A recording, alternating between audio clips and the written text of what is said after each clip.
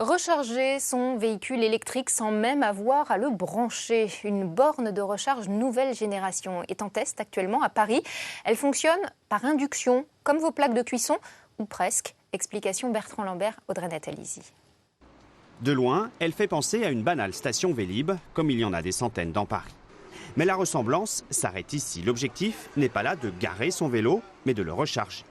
Première innovation, ces panneaux solaires qui rendent la station autonome. Mais le plus important est ailleurs et invisible.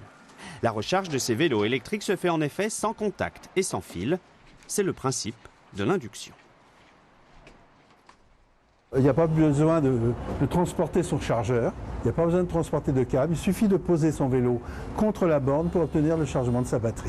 L'induction permet un passage d'une borne au vélo sans fil grâce à ce système que vous voyez là. Autre avantage de l'induction, la recharge peut se faire sous la pluie et ce sans danger. Il aura fallu 3 ans de recherche à une quinzaine d'ingénieurs pour mettre au point ce système.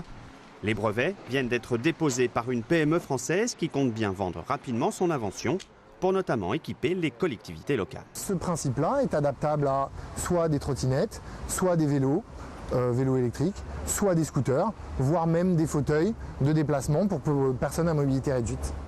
Des voitures pourraient également se recharger sur des stations identiques mais adaptées à leur gabarit. Après avoir envahi nos cuisines, l'induction pourrait donc bien s'imposer en ville. La première à s'équiper, Saint-Lô, en Normandie, dès la fin 2016.